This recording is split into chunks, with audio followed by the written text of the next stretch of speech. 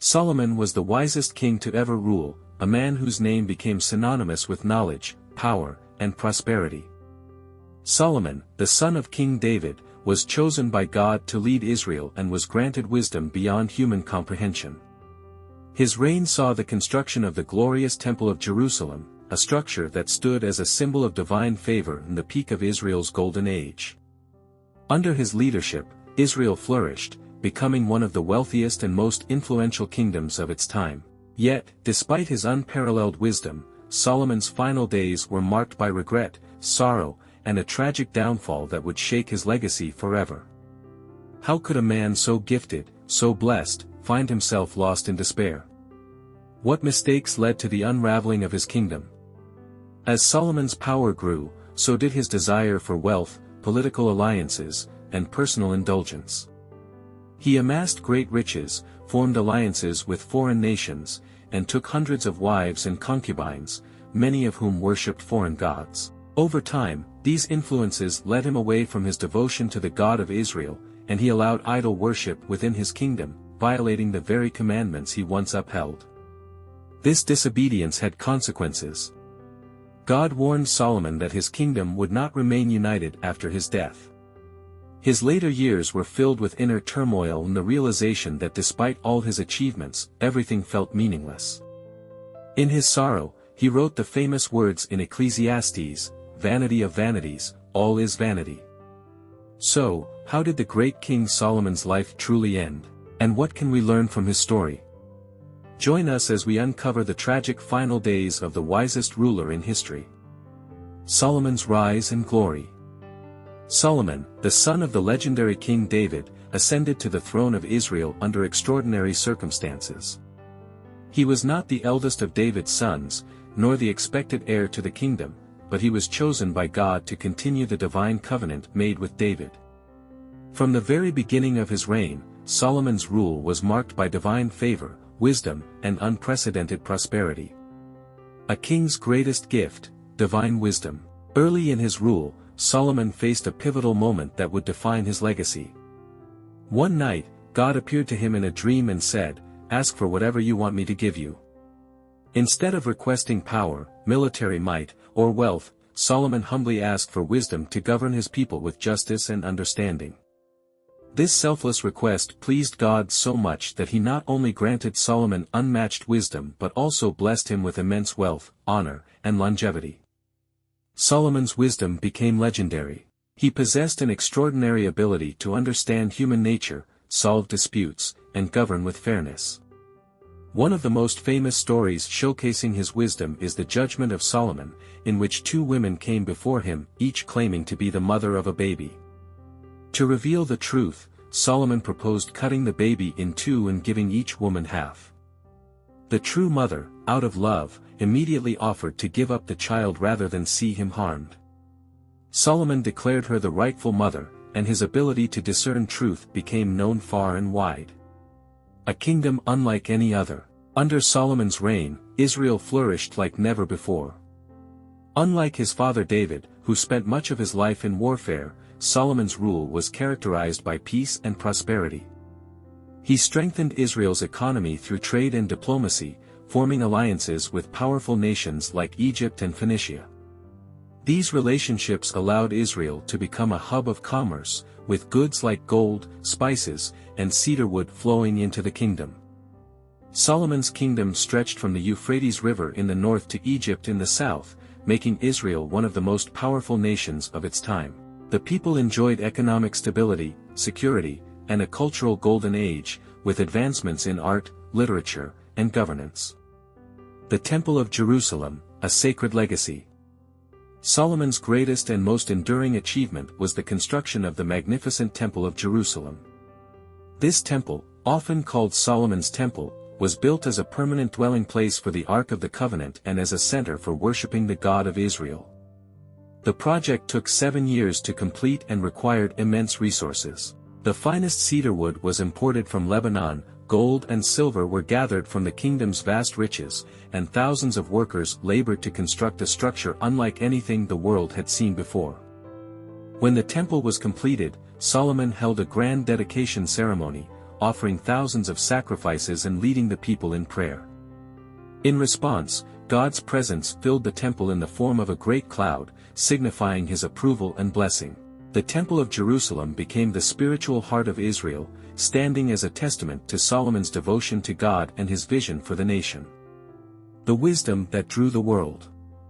Solomon's wisdom was not only admired within Israel but also recognized by rulers and scholars across the world. People from distant lands traveled to Jerusalem to hear him speak, bringing gifts of gold, spices, and rare treasures in exchange for his insights.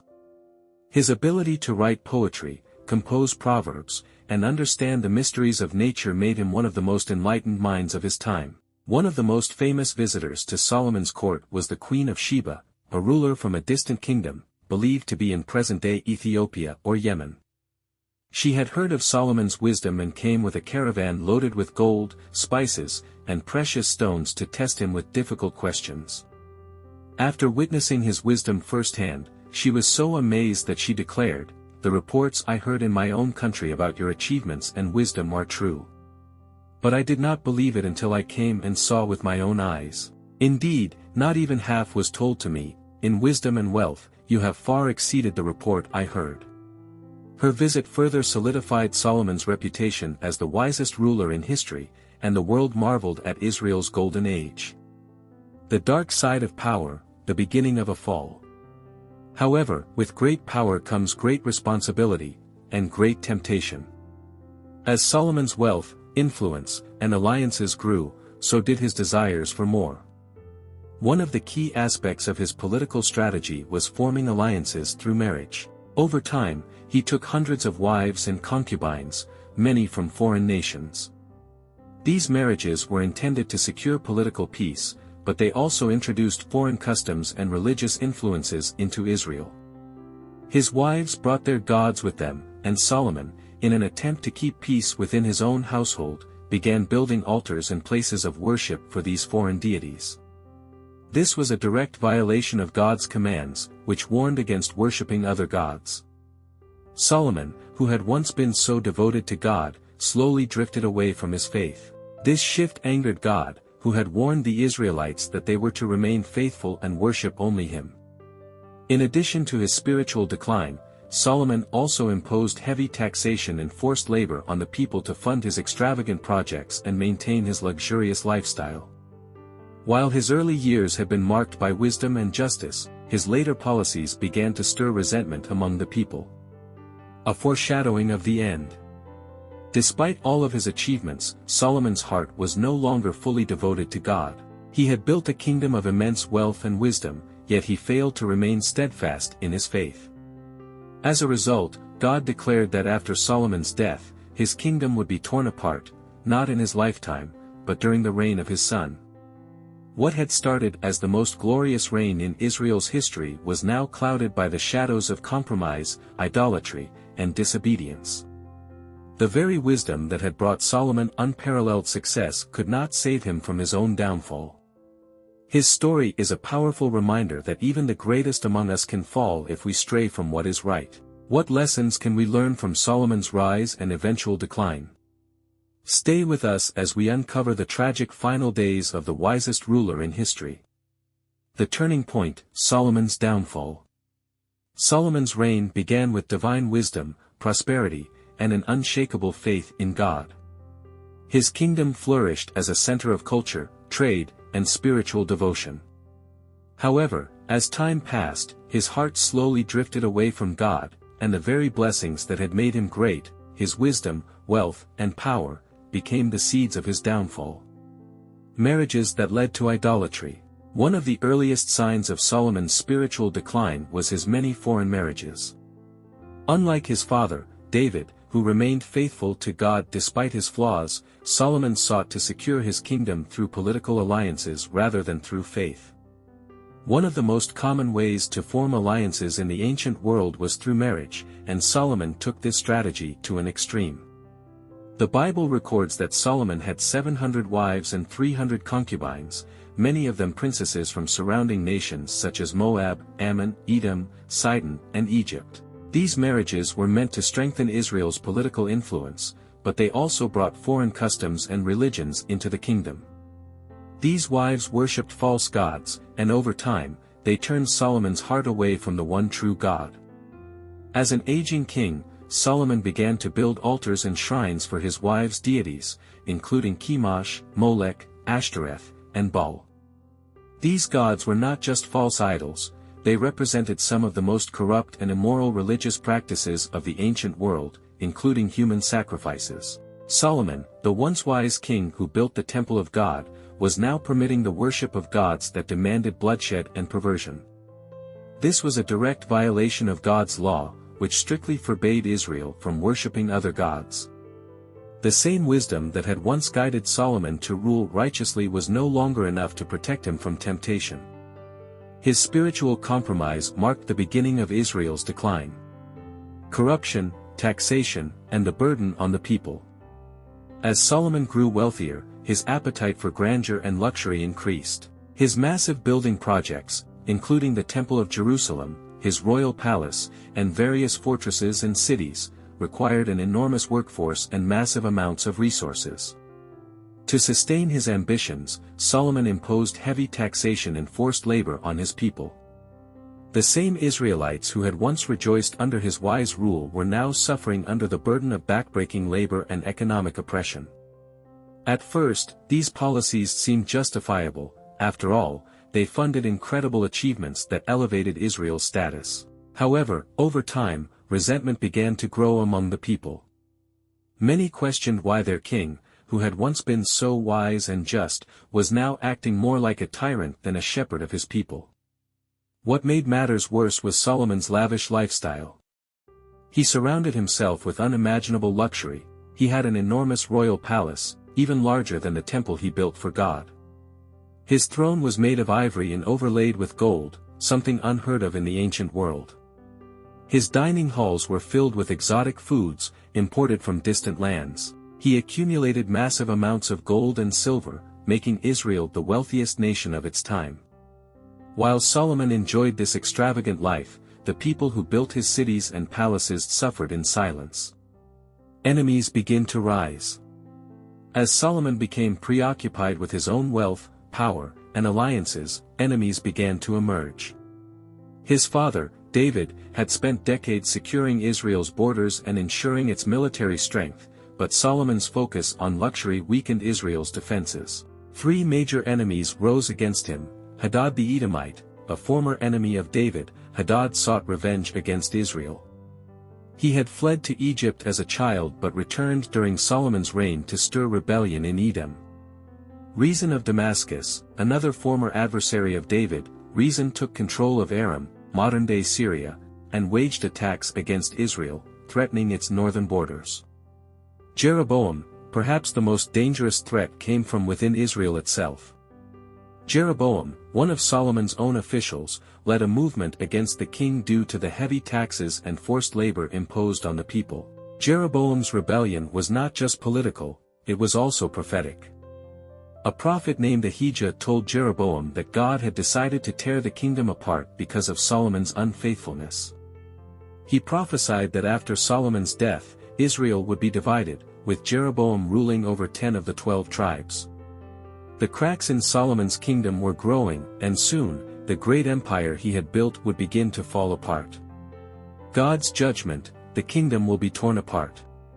Solomon's descent into idolatry and oppression angered God, who had warned Israel countless times to remain faithful. The same God who had once blessed Solomon with wisdom, wealth, and peace now pronounced judgment on him. Through the prophet Ahijah, God declared, "Since you have turned away from me and have not kept my covenant and decrees, I will most certainly tear the kingdom away from you and give it to one of your subordinates. However, for the sake of your father David, I will not do it during your lifetime. I will tear it out of the hand of your son." 1 Kings 11 verses 11 to 12. This was a devastating prophecy. It meant that the very kingdom Solomon had worked so hard to build would be divided after his death. The northern tribes of Israel would break away and form a separate kingdom, while only the tribe of Judah would remain under David's lineage. Despite this warning, Solomon did not repent.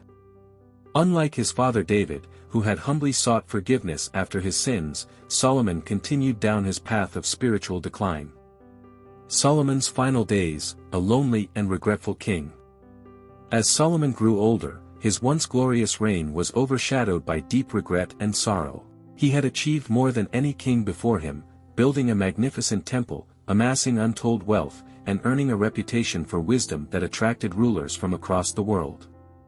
Yet, in the twilight of his life, he found no true satisfaction in any of it. The man who had once delighted in divine wisdom and the fear of God now saw the emptiness of earthly pursuits. His later writings took on a darker, more philosophical tone, reflecting the weight of his spiritual decline and the consequences of his choices. A King's Reflection. The Book of Ecclesiastes. During these final years, Solomon wrote Ecclesiastes, one of the most introspective and sobering books of the Bible. In it, he lamented the fleeting nature of life and the futility of chasing after worldly things. His famous words, "Vanity of vanities, all is vanity." Ecclesiastes 1 verse 2. This phrase captures the essence of Solomon's regret. He had spent his life building great cities, accumulating vast riches, and indulging in every pleasure imaginable. Yet, in the end, none of it brought him lasting joy. He wrote, "I denied myself nothing my eyes desired, I refused my heart no pleasure. My heart took delight in all my labor, and this was the reward for all my toil. Yet when I surveyed all that my hands had done and what I had toiled to achieve, everything was meaningless, a chasing after the wind, nothing was gained under the sun." Ecclesiastes 2 verses 10 to 11. Through these reflections, Solomon recognized that wisdom, wealth, and power are temporary. True fulfillment could only be found in a deep, faithful relationship with God, a realization that had come too late for him to reverse the damage he had done. The kingdom begins to crumble. Although Solomon eventually acknowledged the emptiness of his ways, the damage had already been done. The once united and prosperous kingdom of Israel was on the brink of division. God had already declared that the kingdom would be torn apart because of Solomon's disobedience. However, as a favor to David, God promised not to divide the kingdom during Solomon's lifetime. Instead, the consequences would fall upon his son, Rehoboam. Solomon's leadership had kept Israel intact, but after his death, Rehoboam proved to be a weak and foolish ruler. Lacking his father's wisdom, he made arrogant decisions that angered the people. Within a short time, the northern tribes of Israel rebelled, splitting the kingdom into two: the northern kingdom, Israel, ruled by Jeroboam. The southern kingdom, Judah, ruled by Rehoboam. The once great empire would never be the same again. The death of a king, the lesson for all. Solomon ruled for 40 years, but his final days were filled with loneliness and regret. Unlike his father, David, who died as a man after God's own heart, Solomon's legacy was one of unfulfilled potential and tragic consequences. His life teaches us a powerful lesson: wisdom, wealth, and success are meaningless without faith and obedience to God. Even the greatest of men can fall if they let their hearts drift away from what truly matters. At the end of Ecclesiastes, Solomon gives one final message, his ultimate conclusion after all his experiences: fear God and keep his commandments, for this is the duty of all mankind. Ecclesiastes 12 verse 13. Sadly, he realized this too late to change the fate of his kingdom. Solomon's story remains a warning for future generations, reminding us that true wisdom is not just knowing what is right, but living it. The legacy of Solomon. King Solomon remains one of history's most fascinating figures, a ruler whose wisdom, wealth, and power were unmatched, yet whose failures led to one of the greatest downfalls in biblical history. His life is a story of contrasts: divine wisdom versus human weakness, incredible achievements versus devastating mistakes, and a kingdom at its peak versus a nation on the verge of division. Solomon's legacy offers both inspiration and a cautionary tale. On one hand, he was a king who built the magnificent Temple of Jerusalem, wrote timeless proverbs, and expanded Israel into its golden age. His wisdom continues to be studied and admired, influencing leaders, philosophers, and theologians for generations. However, his lack of obedience to God ultimately overshadowed his achievements. Despite his wisdom, Solomon failed to remain faithful, allowing wealth, power, and foreign influences to corrupt his heart. His idolatry and oppression of his people led to God's judgment, and after his death, his once united kingdom was torn apart. Lessons from Solomon's life. What can we learn from Solomon's story? Wisdom without obedience is empty. No matter how intelligent or successful we become, if we lack faith and discipline, our knowledge is meaningless. Success can be dangerous without humility. Solomon started as a humble king, but as his power grew, so did his pride. Wealth and influence can easily lead to corruption if we lose sight of our purpose. Small compromises lead to great failures. Solomon didn't turn away from God overnight, it happened gradually. A few political marriages turned into hundreds of foreign wives, a few shrines turned into widespread idol worship, and small indulgences led to oppression and heavy taxation. True fulfillment comes from God, not earthly achievements. In his later years, Solomon himself admitted that riches, power, and pleasure were meaningless. His final words in Ecclesiastes remind us, "Fear God and keep his commandments, for this is the whole duty of man." Ecclesiastes 12 verse 13. What do you think? What are your thoughts on King Solomon's final days? Do you see his life as a success, a failure, or something in between? Let us know in the comments. And if you enjoyed this deep dive into history, don't forget to like, subscribe, and hit the notification bell so you never miss an episode of our historical explorations. Thank you for your support and God bless you.